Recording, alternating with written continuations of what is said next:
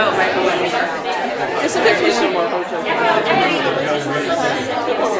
Good morning. You just gotta You know it's really fun this time of year? because you know what the lesson I had is. a chance now to do it 3 or 4 times because I actually went out on Black Friday. Did some shopping. Actually, it was a good experience. It was really nice. But you know, each time I left the store and they said, you know, happy holidays or something, I'd look them right in the eye. And you have a wonderful Merry Christmas. And every single time they would just go, well, thank you. I mean, it's like, nobody says Merry Christmas anymore, unless you're politically incorrect, and I'm not as politically incorrect as you can get. So that was fun. New calendar, and you know, please read on the back. You know, Jan spends a lot of time and effort trying to put something concise into something like this. And of course, she's done this 19 years times 52 times, so I've done it a lot of times. So I'm hoping something different every time. So, stuff going on this week. Of course, Motion Code, interchange with William and Sandra, Edgar Casey ARE group on Thursday. Friday is Voices from Beyond, 6 p.m. if you want to know what that is. Janice, did you want to say anything about that, or? Honey, that's in December. That's the end.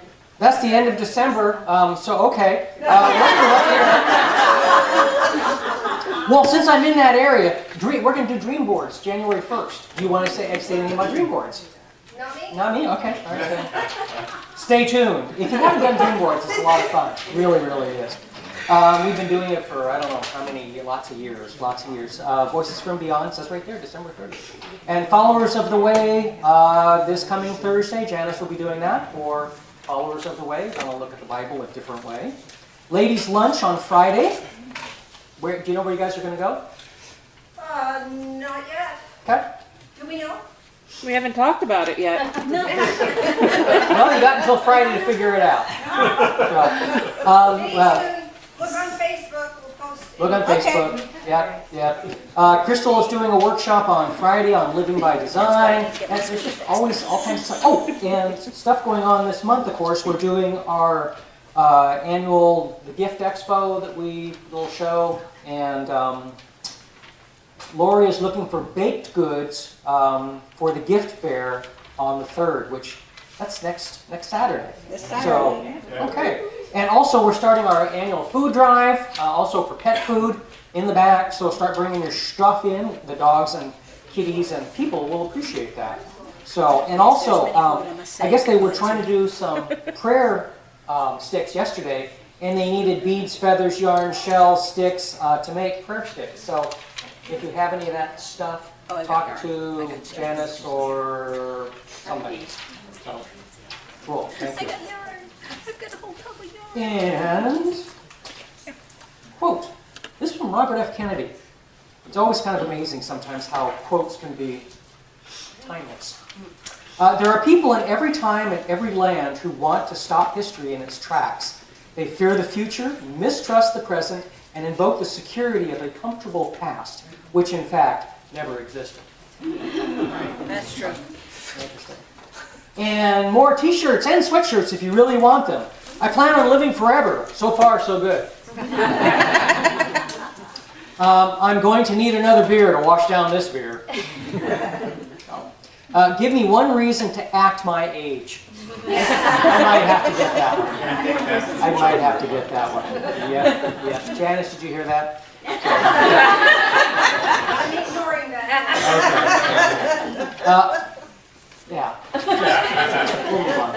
And we do have a couple patron saints by the name of John Lennon and George Carlin. Yay! And John said, I believe that time wounds all heals.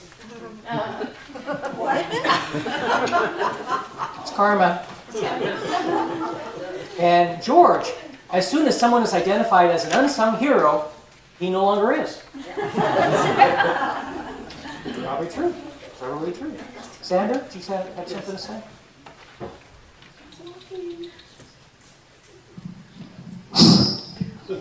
Ow. No. Wednesday night, we're going to show a special DVD.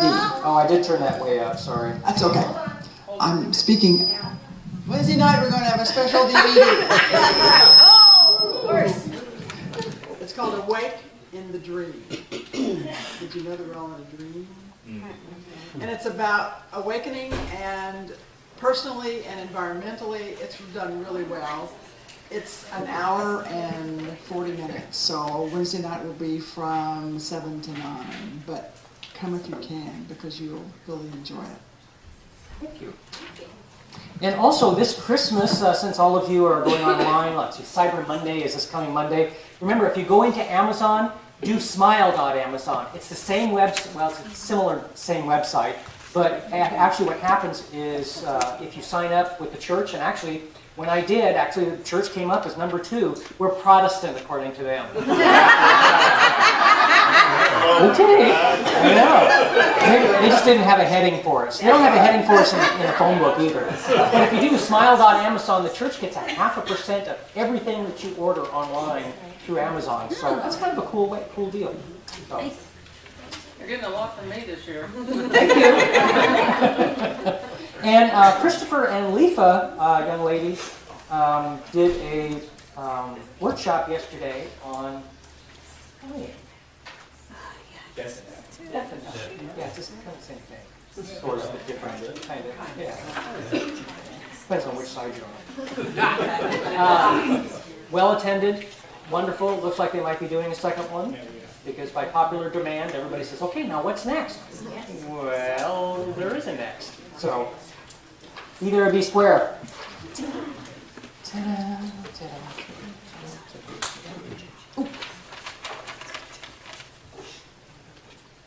City-bred adventurers who flocked to the goldfields in 1849 encountered many odd customs, not the least of which was the use of a novel saddle girth.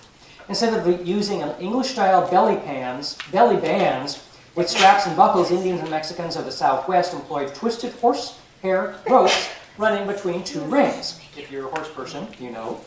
Such a piece of gear, which the Spanish called a cincha, was far more adjustable than any similar equipment in the East. A rider who knew how to fasten a cinch could lace a saddle on it so that it would stay in the position all day long. Clumsy buckles, on the other hand, had to be adjusted at frequent intervals. Such was holding power of a cinch, and its name entered common speech to stand for any sure or easy thing. If you've ever cinched up a horse, I don't know what it is about them, but they just have some of this innate abilities. They just kind of go, they puff themselves all out, they cinch them all up, and then all of a sudden they're nice and loose. What is that? I was a cowboy in another life. That was BJ before Jax. Yes, it was. Yeah, had the hat, and the belt, mustache, and the beard. Road Bronx. Okay, another life. Okay, while we stop to think, we often miss our opportunity. Sometimes true. If the DNA in all of your cells were laid out in a single strand, it would stretch from the Earth to the Moon more than 246,000 times. Wow. That's a lot of DNA. So, I know I've got other things. Oh yeah. More things about Washington State for all you people on YouTube all over the world that wonder, where's Washington State and what's the big deal about that? Well, if you didn't know, there's 2 sides to Washington State. There's a mountain range kind of sort of near the center, and then there's the wet side and the dry side. We're on the dry side. So, Governor, and I don't know if this is still true or not. Someone can correct me.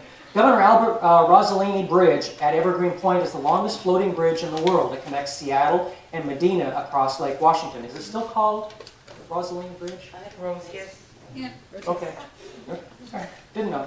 Grand Coulee Dam, the largest concrete structure in North America, is right here in Washington State. Mm-hmm. And Hell's Canyon is the deepest river gorge in North America, deeper than the Grand Canyon at over 5,500 feet deep. Wow. In Washington, a Seahawk is an athlete, not a bird. The closest thing to a Seahawk is an osprey hawk. Mm-hmm. So, and, I have it marked. Okay, where am I? Oh yeah, a bicycle can't stand alone, it's too tired. A will is a dead giveaway. Oh, they get worse. Time flies like an arrow, fruit flies like a banana. A backward poet writes in verse. In a democracy, oh, this is good. I just love it. In a democracy, it's your vote that counts. In feudalism, it's your count that votes. That's true. All right. I had to think on that one. I know I've got one. Oh, here it is. I had to switch my Here it brain is. on. It's your A farmer got pulled over by a state trooper. Thank you, Sandra. For speeding, and the trooper started to lecture the farmer about his speed, and in general, began to throw his weight around to try to make the farmer uncomfortable. Finally, the trooper got around to writing out the ticket, and he was doing that he kept swatting at some flies that were buzzing around his head. The farmer said, having some problem with circle flies there, are you? And the trooper stopped writing the ticket and said, well, yeah, if that's what they are. I never heard circle flies before. So the farmer says, well, circle flies are common on farms. See, they're called circle flies because they almost always found circling around the back end of a horse. The trooper said, oh, and goes back to writing his ticket. Then, a minute later, he stops and says, wait a minute, are you trying to call me a horse's behind? The farmer says, oh, no, officer, I have too much respect for law enforcement and police officers to even think about calling you a horse's behind. The trooper says, well, that's a good thing. And he goes back to writing his ticket. After a long pause, the farmer says, hard to fool them flies, though.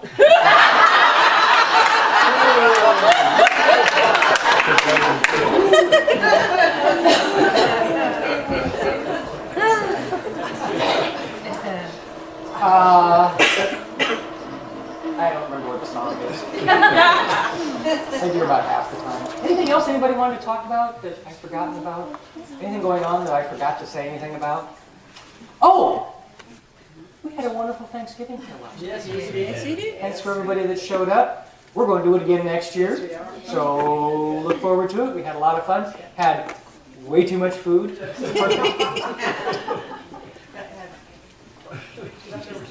Oh, I remember what song it is. It's an old gospel song. Down to the river to pray. Fun stuff. We got to do leaning. We haven't done leaning in like eons. That's always a fun one. That's always one of those ones that some people really get into it, and other people go, I don't know about you people. So. Well, you know, some people know him, other people don't. But I gotta tell you, his archangel, dang. Working overtime, let me tell you. Doing a good job with you, though. So he's still with us, and I know he is planning on doing Christmas Eve. So if you get a chance, you need to take advantage of that. So you know we're assuming everything's going to be just peachy keen by then. We'll know as we get closer to it, but I know he sure wants to do it. He would do it even if nobody showed up. But yeah, exactly. Don't let that That doesn't never happen. Christopher. Thank you, sir. Whoops. Let me get that. Thank you. Good morning, everybody. Good morning. Holy cow. Maybe I should be nervous. Oh, no, I'm not nervous.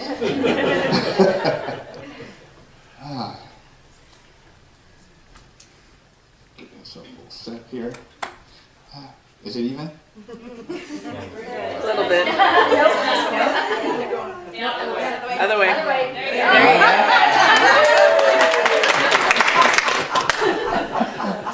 I'm not gonna say it. I love it. Well, it's been very interesting what's been happening, so I want to share some things, and really just decided to do something entirely different from what I was going to do, the things I was thinking about all week anyway. But it's nice to know we're Protestant. How about that?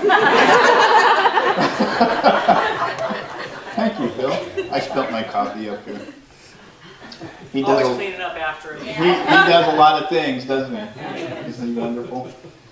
We had a great workshop yesterday. If you weren't here, you missed a really healthy discussion about death and dying. And so we are going to do a follow-up, part 2. There's no charge for it. We just feel it's something that people should be willing and welcome to talk about and be okay with that. And it was, I felt, a very healthy discussion. It was, and I walked away with some takeaways myself from that. So yeah, we will do another one. Speaking of that, if you don't know, I was in Seattle on Tuesday. I had radiotherapy, and radiotherapy is when they take little teeny BBs that, believe this or not, they're the size of blood cells. Okay? They infuse them with radioactivity, and they go in through your artery here in the groin, your main artery, and they go up and they plant them in the capillaries that are feeding the cancer cells. So I need to back up a little bit and explain to you how that all works, because something very interesting happened and I want to share that with you. Before they can do that, they have to do what's called mapping. So not this week, because that was just Tuesday, but 2 weeks ago, I was over there, went through the same thing, and what they do when they map is they put you through the whole process. I'm laying on the table, they go up through the groin, and they put in some tracers that they can follow with the X-ray machine, but it's not going to be doing anything, because when they put the BBs in there, it kills everything about a ½ inch down. And it works for 10 days. So they're still in there doing their thing. There's a battle going on. Anyway, it's kind of crazy. So the mapping went really well, and the mapping takes a longer time, because once they put that stuff in there, then they put you on another table, and it's got these 2 round things that are going like this, and they stop and they take shots of you, and it does this, and it takes more shots. They want to make sure that when they put those little beads in there, that they go where they want them to go. Because if they don't go where they want them to go, they're going to create a lot of havoc. Okay. So they do that first. So they did that, and when you come out of that, you have to lay flat. Can't move, got to keep your legs straight, because it's the main artery. They don't stitch it. They put a thing that's called like a plug. So you lay flat for about 2.5 hours. Then after the 2.5 hours, they check you. You can stand up, walk around, go potty, because you need to. Trust me. Says, can I go potty now? No, you can't. Please, no. Anyway, so the first time I went for the mapping, after the 2.5 hours, everything went fine. I got a clean bill of health, and out the door we went, came home. No problem. I get a call. I said, the mapping was good. We could go ahead with the procedure. I said, okay. It'll probably be a week and a half. So I got called, and we went Tuesday. We got there at 9:30 in the morning. We left here at about 5:30. My buddy Stanley drove us, because Nancy will not drive in Seattle traffic, and I can't drive after the procedure. So we get over there, I'm on the table, everything was done, and pretty quickly, the actual putting the beads in there, I love that when that happened. Actual putting the beads in there went without a hitch. I guess that's a good way to say it. So I'm laying there, in the recovery room for the 2.5 hours, and I pop up out of bed, and I go potty, and I walk around and go, okay, I'm ready to go. No, we want to give you a shot. Why? Now, let me explain something to you. The cancer I have causes my blood sugar to drop rapidly. Yeah. When I left in the morning, I was at 91 blood sugar. When I was on the table and they were operating on me when it first started, I had dropped to 73. By the time they were done, I was at 48. So they wanted to make sure they gave me something to get my blood sugar up. I'm a little strange because I can still be conscious with my blood sugar down in the 30s, and I shouldn't be, but I am. Anyway, so there's two things that happen that my wife tells me when my blood sugar gets low. There's two archetypal patterns that I'll drop into. One will be the happy drunk. The other one, the obstinate child.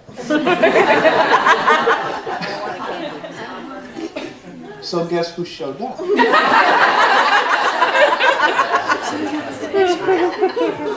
The obstinate child. I don't want a shot. Well, the doctor would like you to have a shot. No. I was very firm about it. I didn't see any reason why I couldn't go home. Went home last time. I feel fine. Well, let me go talk to the doctor. So, and this nurse, her name's Nicole. She's a wonderful person. We're emailing back and forth because she really got to be part of the family. She goes and talks to the doctor, comes back. Now the docs, they're, other people on tables doing stuff. So she says, the doctor says she really wants you to do this. I said, nope, not taking a shot. The obstinate child was in full bloom. Anyway, here's what happened. She said, well, the doctor would like to talk to you. I said, okay, fine. I'll tell her no too. This took about an hour and a half.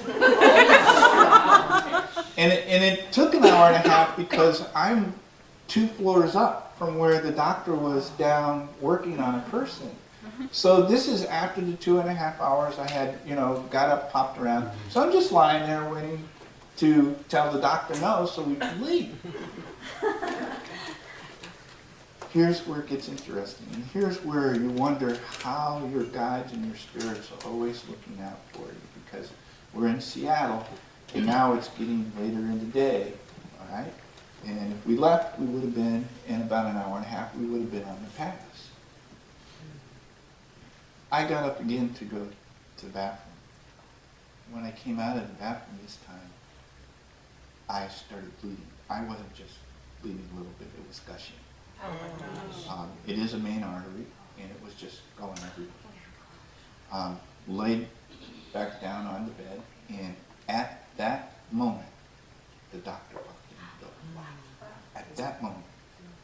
Now, if I had left, that would have happened on the pass. And I would not be standing here talking to you this morning. So you never know what's going to happen or why it's happening. I'm kind of glad my obstinate little child showed up. He really is a stinker. He won't budge. When he makes his mind up about something, that's just the way it's going to be.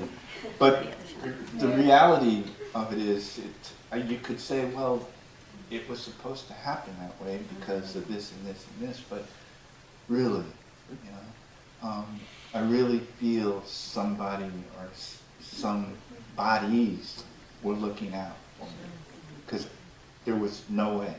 It was rainy on the pass. There was no way I would have made it. It'd been impossible. Well, we're glad you did.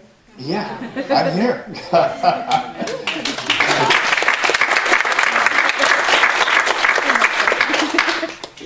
So why I tell you that is because little things that happen, you're running late and go, oh, gee, I'm going to be late. Don't speed to try and make up the time. There's a reason why you're running late. So after she saved your life, did you let her give you the shot?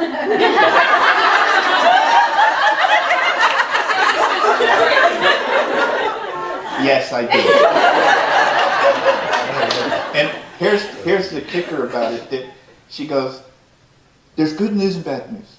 I said, what's the good news? She says, well, I had to give you the shot in your arm. I said, okay.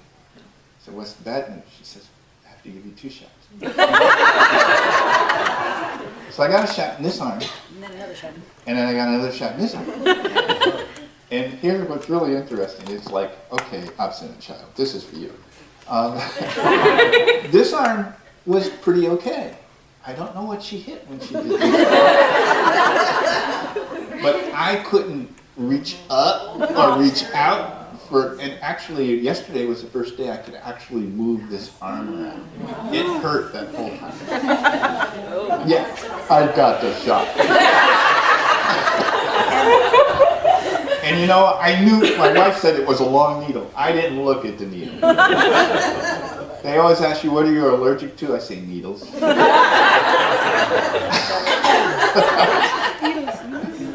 So there's always a reason. We don't always know what the reason is. Every time I'm, running a little behind or something's going on, I always say, okay, I've avoided something. I don't know what it was. I don't need to know. I just trust that my guides know what's going on, and I just turn it over to them. So a couple of things came up yesterday that I've decided that I want to talk about this morning. And one of the things was the 4 phases or stages that we go through. And we talked about it yesterday during the workshop. And I remember that the first stage was the athlete, and I couldn't quite remember what the other ones were. So, modern technology, it's on my fault. Because I want to get this absolutely right. I think this is very important. And I think there's a understanding we need to have about ourselves when we're in these stages. So the first stage, and Young put this together, Wayne Dyer put it together, and there's also a Hindu following that has the 4 stages. But I'd like to go through these stages because I think they're important to really understand and to try to figure out where you are in this relationship to these stages. So the first stage is called the athlete. Okay? Generally, we're very young when we're in this stage, and this is what it says. At this stage, we're mostly preoccupied with our looks. I had teenage daughters. They're all grown now. Let me tell you, I know this stage.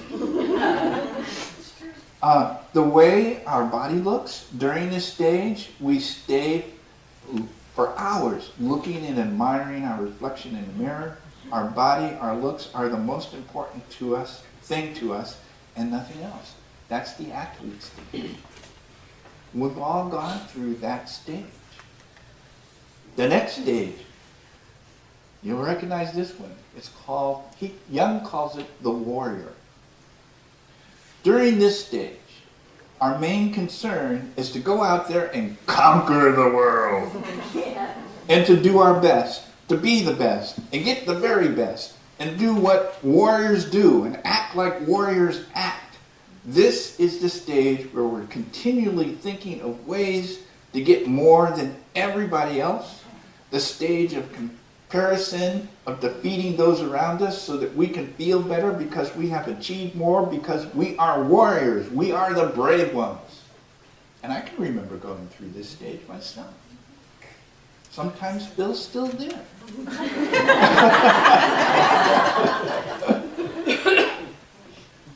The next stage becomes very interesting, and you can, as you reflect on your own life, you'll recognize these stages. And sometimes we go back and forth. Okay. The next stage is called the statesman stage.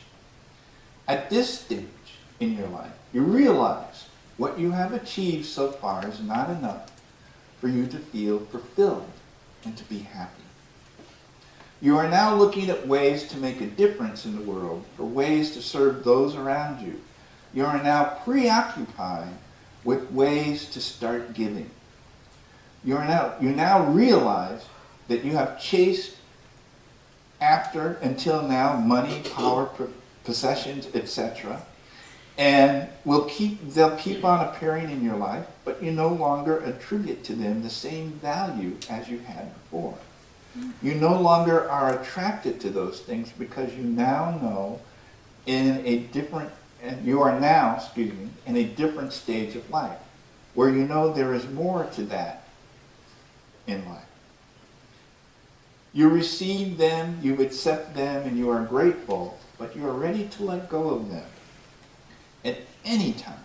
and you're looking for ways to stop thinking about yourself, of ways to receive and start focusing on living a life of service, all you want to do in this stage is give. You now know that giving is receiving. And it is time for you to stop being selfish, egotistical, and self-centered, and to think of ways to help those in need to leave this world a better place than when you arrived in. That's the statesman stage. That's the third stage. Many people I know are in this stage. But there is a fourth stage, which composes, in my mind, the vast majority of you that are in this building right now. And the last stage is called the stage of spirit. Now, before I read the stage of spirit, I want to say this. You can go through these stages at any physical age. Okay? You don't have to go through these stages in a chronological age in this particular lifetime. It just depends on how many times you've already made the cycle. All right? So you might come in as a very young child. Jesus was teaching doctrine at 12 years old in the church. I mean, so it doesn't matter what your physical age is. It just matters where you are in your evolving process. Okay, make sense? Okay. I love this stage. It's beautiful, the way Jung wrote about it. That's why I wanted to share it this morning. According to Jung, this is the last stage of our life. A stage where we realize that none of the three stages are really who and what we are. We realize we are more than our body, we are more than our possessions, more than our friends, our country, and so on. We've come to the realization that we are divine beings, spiritual beings, having a human experience, not human beings having a spiritual experience. We now know that this is not our home. I want to read that again. Let that one sink in. We now know this is not our home. We are not what we thought we are. We are in this world, but not of it. We are now able to observe ourselves from a different perspective. We are now capable to step out of our own mind, out of our own body, and to understand who we really are and see things the way they are. We become the observer of our lives. We realize that we are not that which we notice, but the observer of what we notice. Let me read that again. We are now able to observe ourselves from a different perspective. We are now capable to step out of our own mind, out of our own body, and to understand who we really are, to see things the way they are. We become the observer of our lives. We realize we are not that which we notice, but the observer of what we notice. That's a heavy statement. And I really, truly believe that represents the vast majority of you here in this room. When we go through all of these stages, if you will, we're evolving. That's really what it's all about. We had a very interesting, yesterday was really great. We had some great conversation and some interesting concepts came about. It's amazing when you step out and observe yourself and understand that you are the observer noticing what you're doing, because that's in truth really what we are. We're observing what's going on, what we're doing. So, having said all of that, And we look at the world that's going on around us. And I always love what Wayne Dyer says. He says, what you focus on grows. So we want to focus on the turmoil. And we want to focus on everything that's not right. You're giving that energy because thoughts are energetic. They have being. If you focus on love, and that's all really you need to focus on, that grows. And it grows, and it grows, and it grows. I like to watch Ancient Aliens. And I'll tell you the reason why I like to watch it is because they are attributing all of these things to aliens, and I'm going, that's just great. So I kind of transpose a little bit of what they say, but they're discovering now some very interesting things. In the last one I saw, they showed that, the flood and when it happened, and they have done some research on it, and they concluded, yeah, the flood really did happen, but maybe it's a little different, but they could see it in the layers of the earth. But now, because of that, they have actually gone back and they're starting to establish that, Atlantis really did exist. And they've got 2 civilizations prior to Atlantis now that they've identified. And they're, of course, attributed to aliens. How do they say that? Ancient alien theorists. But what I've always studied and always thought that there were several different civilizations before Atlantis. There were other root races that have evolved up off this planet. We have, from my understanding and I read a lot of Theosophical Society stuff, we're the 5th root race. There will be 7 that will evolve up off this planet. We're about in the middle of that process. And it just made perfect sense to me. It was like finding the glass slipper and slipping the foot in, just boom, boom, boom, boom, boom, everything fell into place. So the truth is out there. A long time ago, when I was in the Rosicrucian Society, one of the things we came to the conclusion was that the truth is there. It's never really been hidden. I think there's some real depth to those that have eyes will see, and those that have ears will hear. If you look, and you look with clear vision, you will find the truth that's out there. It's not hidden. Everything you want to know, you can know. So what's the takeaway? The takeaway here is to be the best that you can be. If you fall down, and when I say fall down, do something that you're not happy that you've done, okay. Brush yourself off, get up, and keep going. It's not going to stop the process. You're still going to evolve. There's a reason for the prodigal son analogy that's in the Bible, because we are all the prodigal sons. We have left to go out and experience and evolve and become perfect like the Father. I cannot describe to you what God is. I just know it is. I'll use the word God, but that's beyond my comprehension, and to even come close to putting it into words, I can't. But I know we're all going to be just as perfect as whatever that is in time. We are immortal beings. We have always been immortal beings. We have never been anything else but immortal beings. So embrace the greatness that you are. Spread your light, spread your love, and let's focus on it. And we can change everything that's going on in this world. We have the power to do that.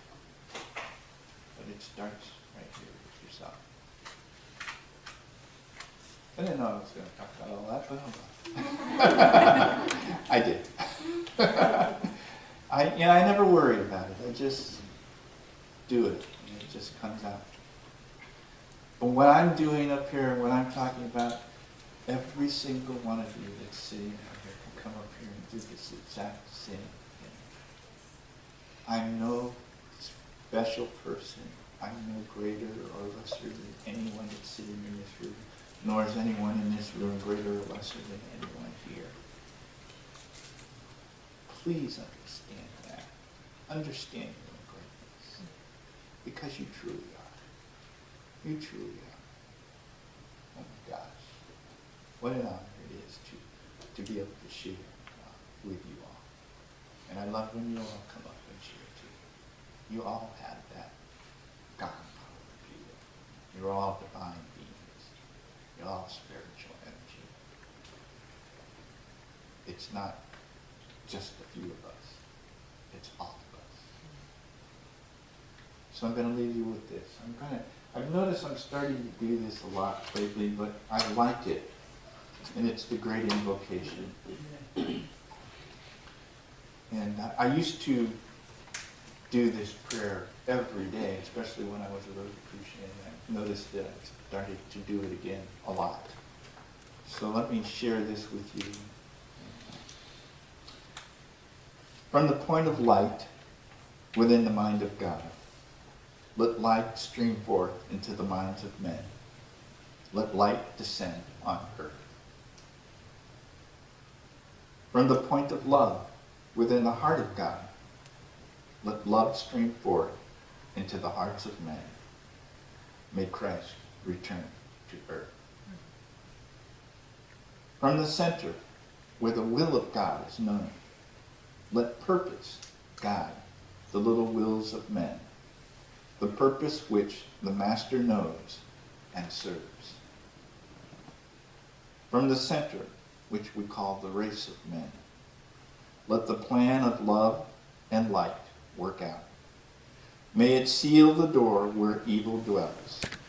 Let love and light and power restore the plan on earth. Namaste.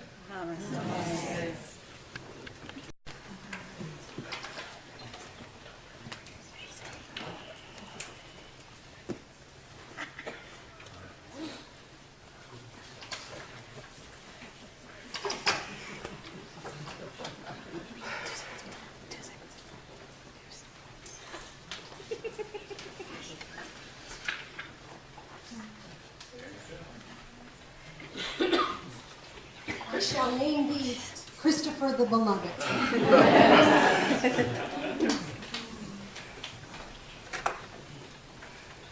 Well, yeah, we need to dance with this a little bit. Hold on a second.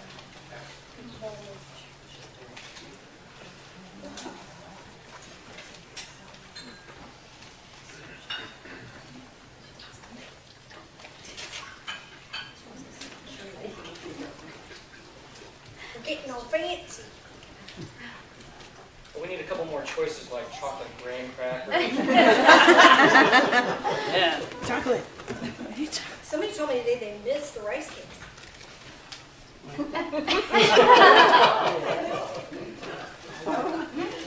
The gluten-free are in this little dish to keep them separate, so there's no cross-pollination. In fact, if you like the tradition of that, sorry, just for animal crackers, if you like the Native American tradition of that, whatever works for you works for us. So would you join us in prayer, please? Loving Spirit of light, we are grateful for our Christopher the Beloved. We're grateful for the inspiration that he brings to us. We're grateful for this day and the inspiration that you bring to each of us in our own way. Help us to be an inspiration to others in our way. These things we pray in the name of Jesus. Amen.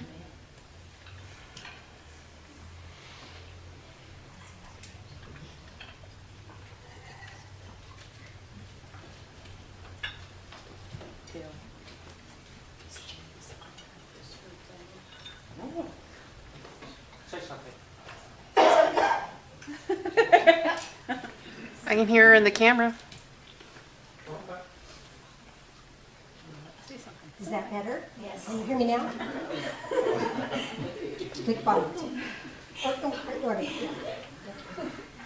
Don't mess with it. I think I'm picking up all the gigglies back here. Toby's sure just wandering around today. Toby's our church cat. Would you join me in prayer again, please? Loving Spirit of light, as we drink this in, help us to drink in life, all of it. Help us to feel your presence in all of it. Help us to find purpose in all of it.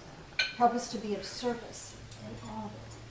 Help us to be love in all of it. These things we pray in the name of Jesus. Amen.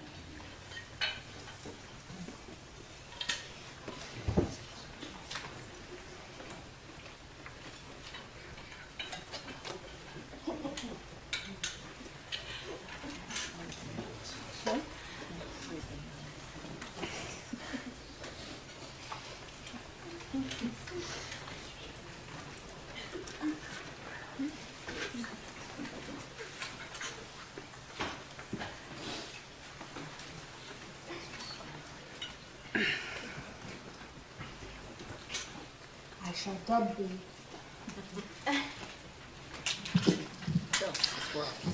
We decorated the church after our Thanksgiving dinner. And believe it or not, this was done exclusively by 4 guys.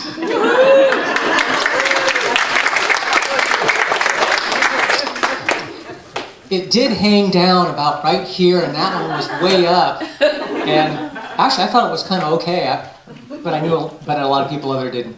So we fixed it. Actually, somebody else fixed it. Any volunteers?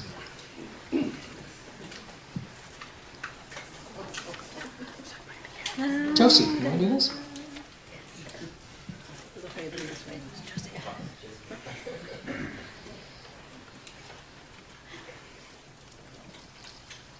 Doesn't people look away from me, does it? Every time you try and hide from him, he catches you. So I know, along with myself, all of us are grateful for the church home that we have here. And so any way that you can participate in helping make this a continuing event, we need to participate as much as we can. So whatever you can give would be most appreciated. Thank you.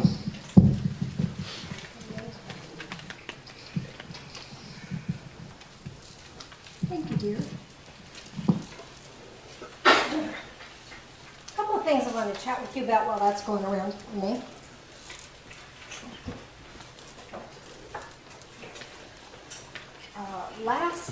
Not this last Saturday, Saturday before, I did a class called 5 Essential Tools for an Impact. And I've been getting a lot of really positive feedback about how valuable those tools are. And things that people didn't know, and effective and easy tools. So I'm looking at doing that class again, so stay tuned for that. So who all was here for that? If you were in that class, ask any of these people with their hands in the air, ask them how what they got out of that class, how they liked it. They're not going to tell you all the secrets. I get to have that. But they'll tell you whether they liked it and if it was valuable to them. So stay tuned for that, because I think there's so many of us in our group that are empathic that. Did you want to say something, Becky? You're going to have to, because I'm getting messages on Facebook. Hey, I missed that class. Oh, yeah. I'm getting them too. So I was like, what? There was a class? Yeah. I don't know how to get the word out any better. I don't know. So help me with that. When I set the date, then help me get the information out so that more and more people can show up, because it's really valuable. Do you create an event on Facebook? I did create. No, I didn't do an event. You should, because then you can share the event. See, I'm old. And it will show up. And I don't know these things. If you make it a public event, when people search for what's going on near me, because there's a near me thing, it'll Cool. say, you can go to this church at this time, and there's an event for this, or Oh, for I this, love that. for this. See, who knew? Thank you. Ask and you shall receive. Now, somebody help me remember that when we get the date set. You'll help me remember that? Okay, thank you.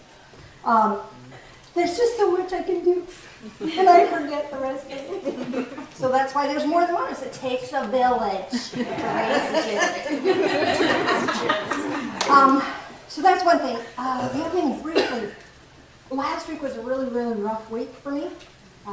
Overdid, got tired, got sick, blah, blah, blah. Anyway, last night I had a cool vision. Oh my gosh. It's too much to share today, so I'm going to set it off to next week. But let me tell you, it was just astounding. And so next week, next Sunday, I'll be sharing that vision with you, what it's, the details of that. Very cool, very cool. So for now, let's do a guided meditation. I like to do a dragon guided meditation when Christopher's here because he loves dragons.